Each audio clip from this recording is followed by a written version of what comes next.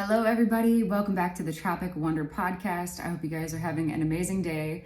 I hope you guys had the chance to watch the Trump-Tucker interview last night. If you didn't, I'm just going to fill you in a little bit about what you missed. I thought it was a brilliant play on part of Trump's team to have him give a private interview and not participate in the Republican debates. And the reason he gave for this, Tucker asked him right away, hey, why didn't you do this? He's like, because my numbers are so high in the polls. Why would I go on stage essentially with a bunch of amateurs who haven't proven anything and just be scolded for 2 hours? And I don't need to prove myself because essentially my track record speaks for itself. And as far as I'm concerned, I 100% agree. I thought it was really just funny. If you've ever listened to Trump or Tucker, they're both really funny guys. They have a good sense of humor. And I thought it was just a nice little jab into the mainstream media and to the rigmarole and the runaround that has become a full-on three-ring circus that is our political system right now. So I thought that was cool. A couple of highlights from the night we're going to go over. I did actually turn on the Republican debate after the Trump and Tucker interview and caught the highlights, and it was just really difficult to watch. It was like a bunch of banshees screaming on stage. I already like DeSantis. I know what he did in Florida. I live here in Florida. I appreciate him for what he's done. And then Vivek totally dominated the night. He said the most gangster thing of the evening. Who isn't bought and paid for, so I can say this. The climate change agenda is a hoax. The climate change agenda is a hoax. And we have to declare independence for it. And the reality is, the anti-carbon agenda is the wet blanket on our economy. And so the reality is, more people are dying of bad climate change policies than they are of actual. So that was one of the highlights. But getting back to the Trump-Tucker interview, some of my favorite points.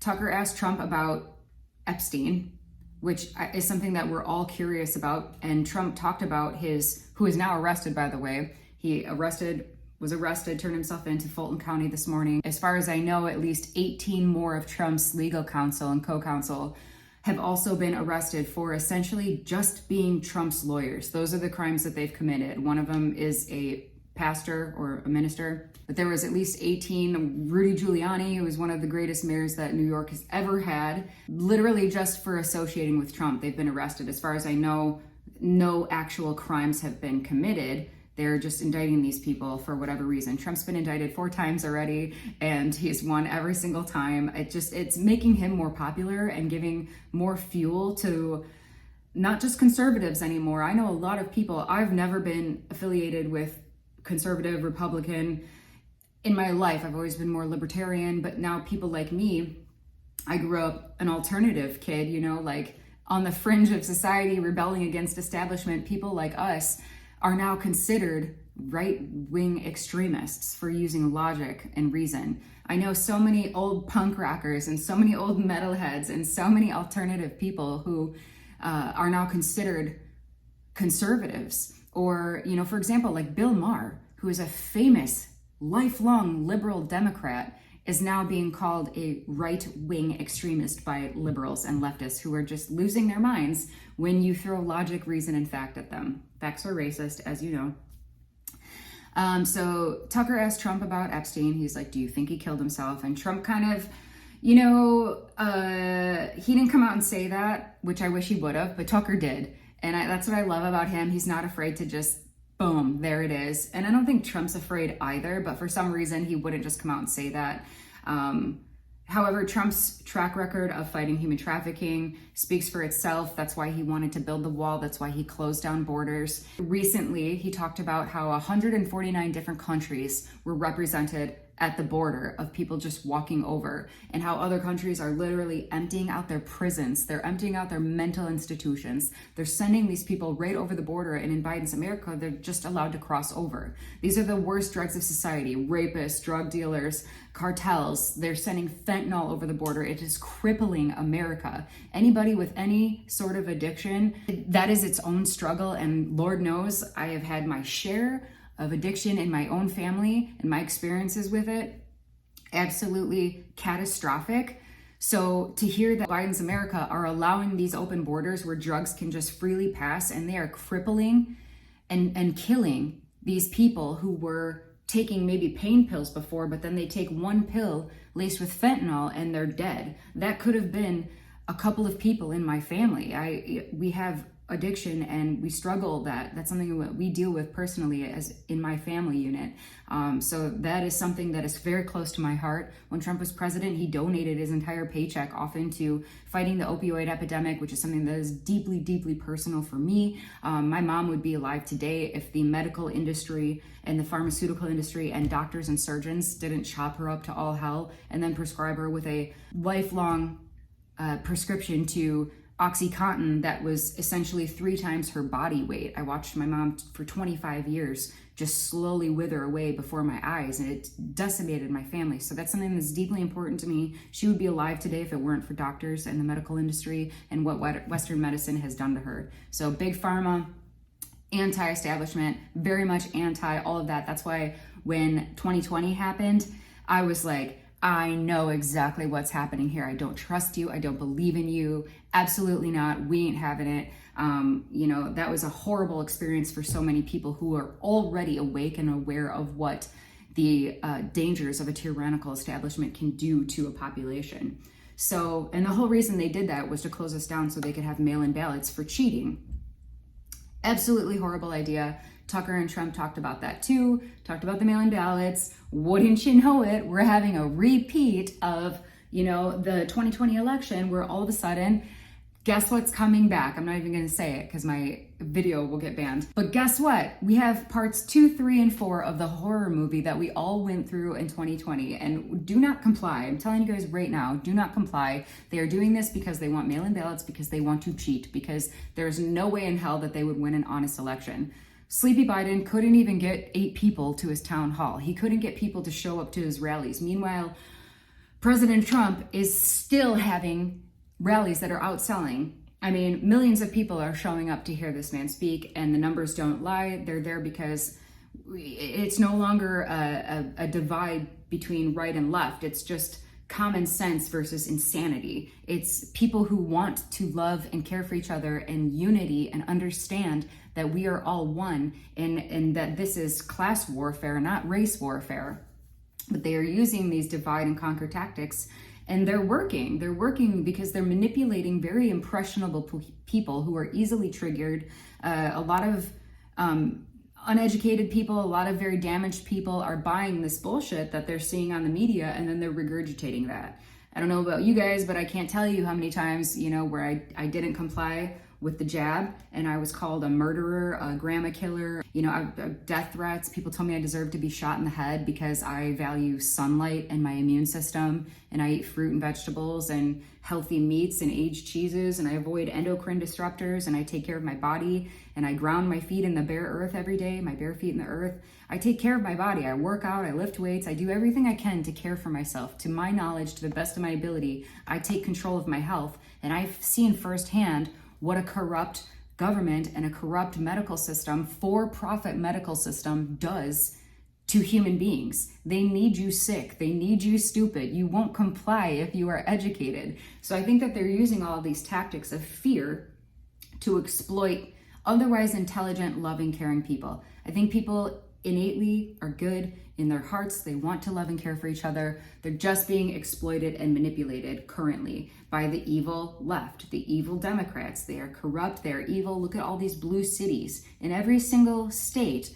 all of these gorgeous cities, so much history. Chicago, I'm from Chicago, so much music, the birthplace of house music, blues music, so much good food. Like, I love Chicago, even though I grew up in Wisconsin. I moved there when I was 12.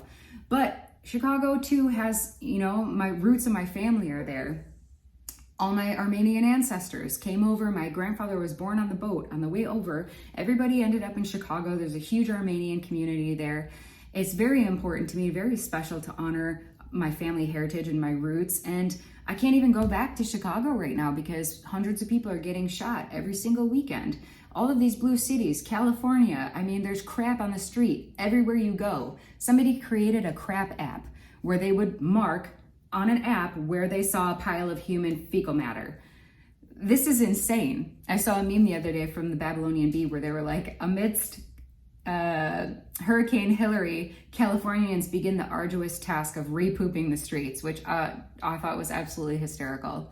But our country's in shambles right now, and Trump has a proven track record of cleaning things up. I mean, the economy spoke for itself. You know, I remember paying $1.12 for gas, a gallon of gas one time.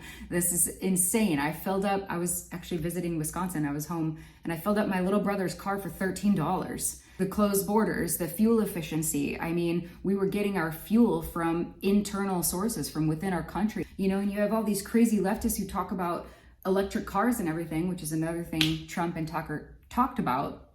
The electric cars, right? Sounds great in theory. But what they don't tell you is, great, now you're not using fossil fuels, which don't come from fossils. It just, so much miseducation around this issue. But you have electric batteries, right? What they don't tell you are that they use slave labor overseas to mine for all the cobalt and the lithium and all of the minerals that it takes to go into making these batteries. Not only that, they can't dispose of them. They don't know what they're going to do with them. So it is actually far worse for the environment to have these electric cars.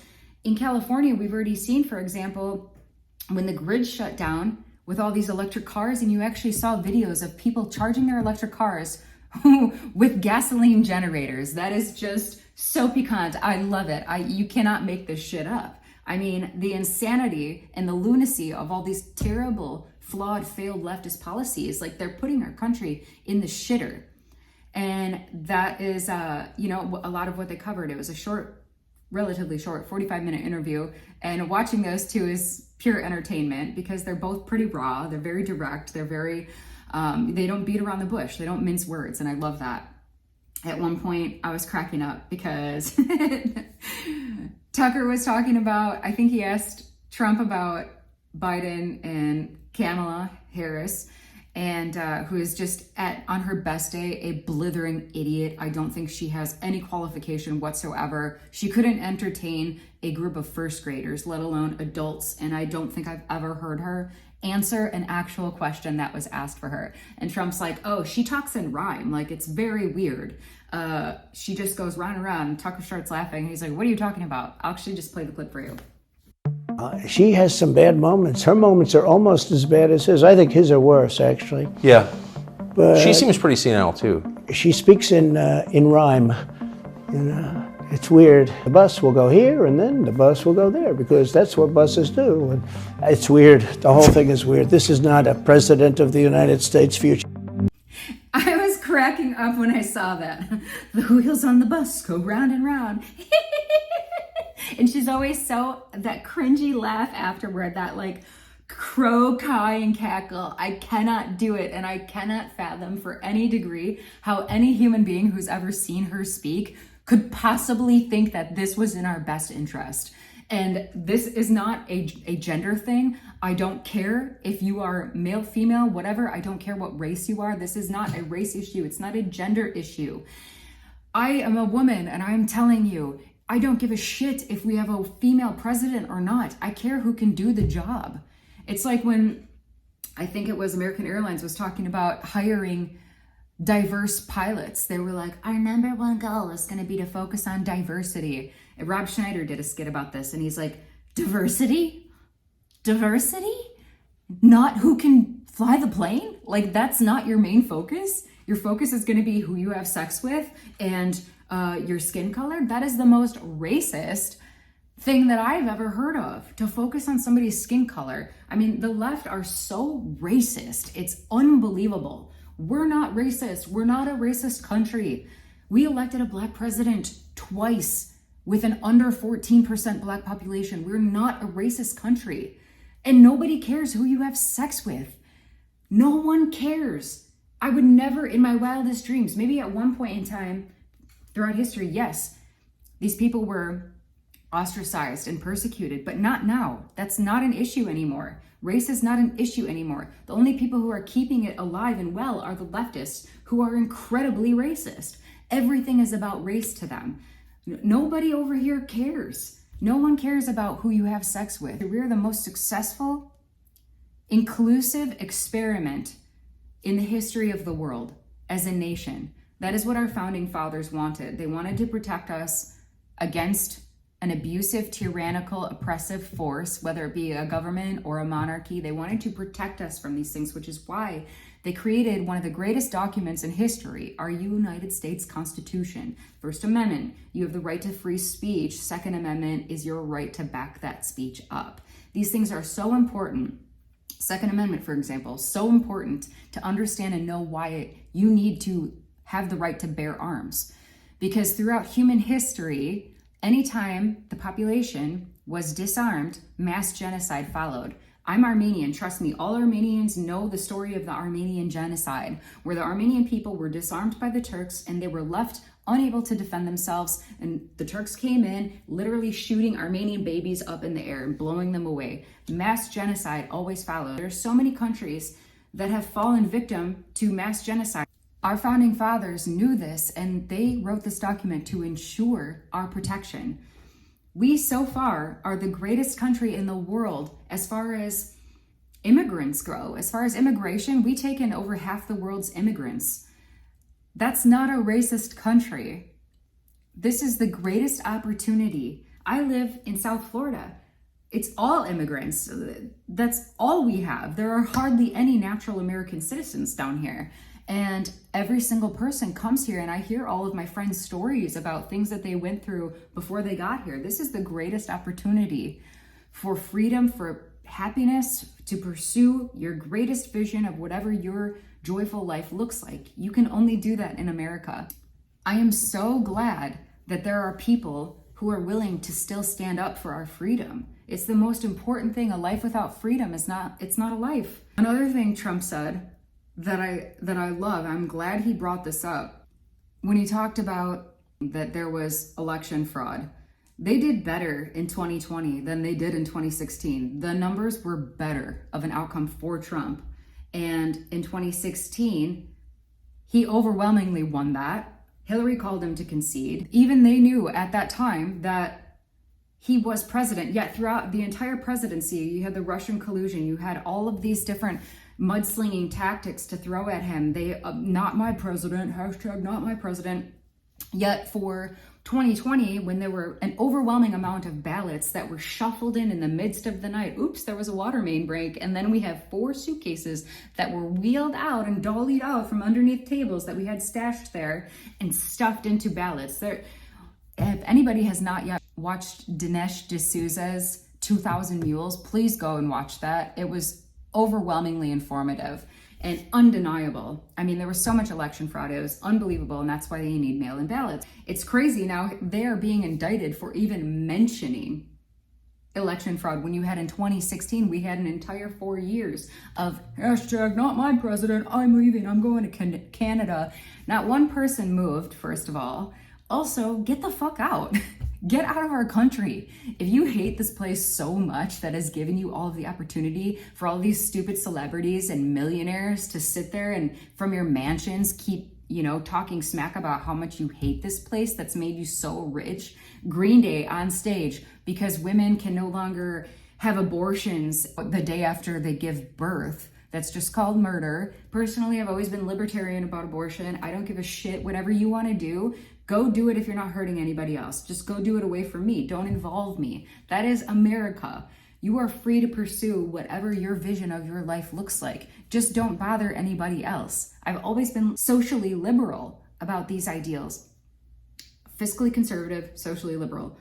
But I've always been like the average American. Whatever. Live and let live. Go away. Just go do your thing over there. Don't bother me with it. Don't shove it down my throat and we're going to be fine. That is the beauty of the country we live in. You have the freedom to pursue whatever happiness you can dream of. You can do it. I believe in you. I wish you well. And now they have this system of evil genius where they have convinced us that friends and neighbors are the real enemy. And not them, not the policymakers, not the evil, corrupt politicians who allow these agencies like Monsanto and these pharmaceutical companies like Pfizer to come in and make these terrible medicines to come in and supposedly heal you. Now, if you question any of these side effects, why all of these healthy young athletes are completely dropping dead, there's a page I follow on Instagram called Died Suddenly. All these people are dropping dead. And yet if you ask questions, you are a villain here. Like, no, this is called like common sense. I'm gonna have questions. If you're gonna tell me that I have to do something, I'll get on board if it's a good idea. Like, I know, for example, when I have a headache, if I take an ibuprofen, it's gonna make my headache go away. You don't have to threaten me with jail time to take Advil for my headache. I know it's gonna work. If something works, people will voluntarily do it. You don't have to threaten people, coerce them, bribe them with donuts and french fries. Like, what in the world? What kind of horror movie, dystopian reality are we living in?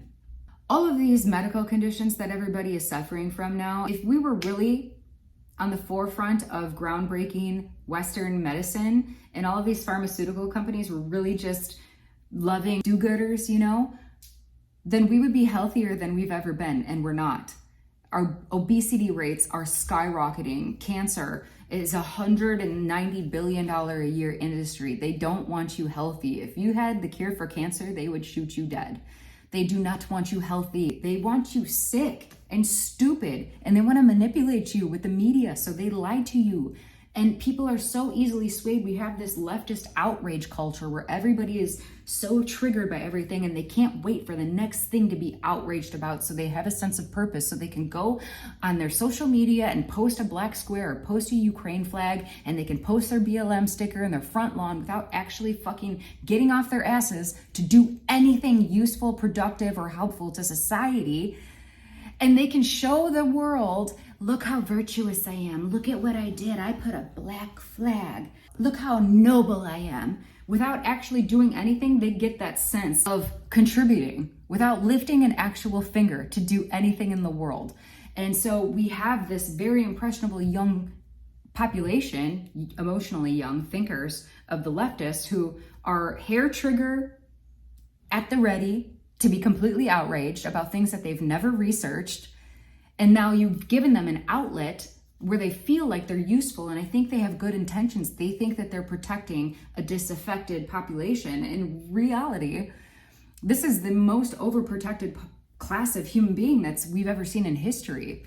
So, you know, I think it's really important to just like wrap this up for final thought. I think it's really important to understand what the main issues are here. Like, our country has spiraled out of control because of all of these bad policies. We have criminals who are in bed, and basically, you know, they called Biden Beijing Biden. He's basically in bed with China. He was getting money from, you know, Trump brought this up too at the last debate with him and Biden. He asked him, and Chris Wallace would not let him answer this question. He asked him, why did the mayor of Moscow's wife give you $3.5 million? Why did she do that? How did you get that $3.5 million? And Chris Wallace just shut it down and refused to let that question be answered. Where's all this corrupt money coming from? You know, every time on my social media, there's Hunter Biden, a new hooker, naked, dead, bloated on a toilet somewhere, purple sequin jumpsuit, vomit all over himself, smoking a new crack pipe, getting more millions of dollars from China. Like, what is going on? We need people who are accountable and who are not bought and paid for. And that's the thing we're seeing. Like, our president right now is not a president. He's obviously just a puppet. He's just a political pawn. Somebody else is pulling the strings behind the show. You can go as far up as you want to. You know, people always talk about the Rockefellers, the Rothschilds, the Morgans always being like the real puppeteers of society, controlling the WEF, the Klaus Schwab, the what the fuck is that guy's name? I can't even think right now. George Soros. You know, they talk about those people running the show, but nobody ever talks about even higher up than that, like the Farnese family. Research them. That shit will freak you out.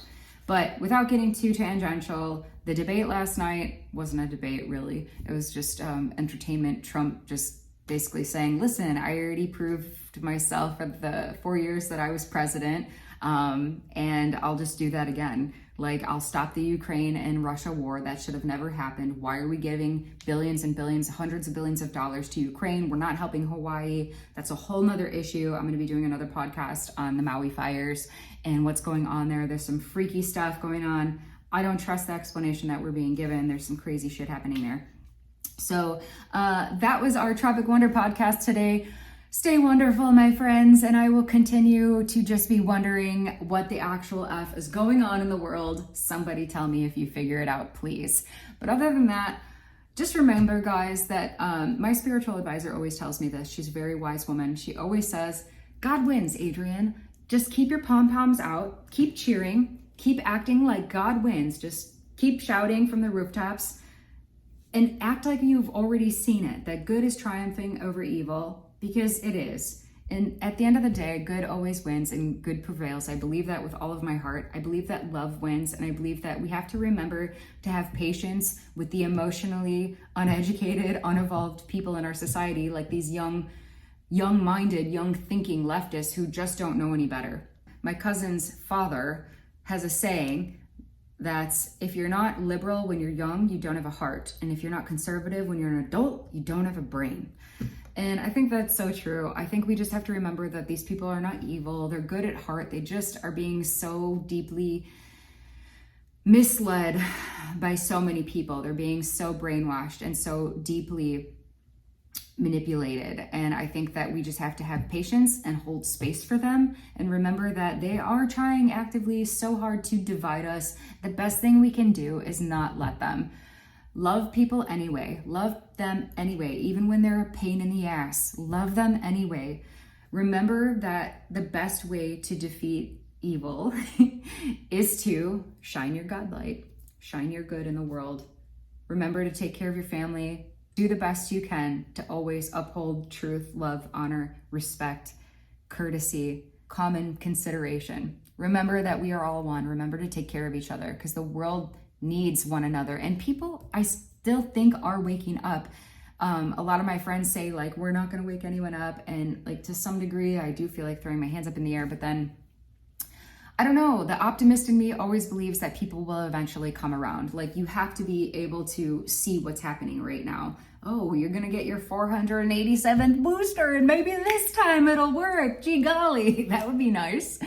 And yeah, you know, I believe that eventually people are waking up and realizing, like, I'm not falling for that. Again, I'm not falling for those shenanigans. I'm not playing those reindeer games anymore. So I hope you guys have the best day of your life today so far, and I hope that tomorrow is even better. I hope you guys are so filled with bliss that it's literally beaming out of your pores, and I hope that you can go outside today and get grounded in the earth, maybe walk barefoot, get some sun on your face, and drink lots of water, take magnesium, because we all desperately need magnesium.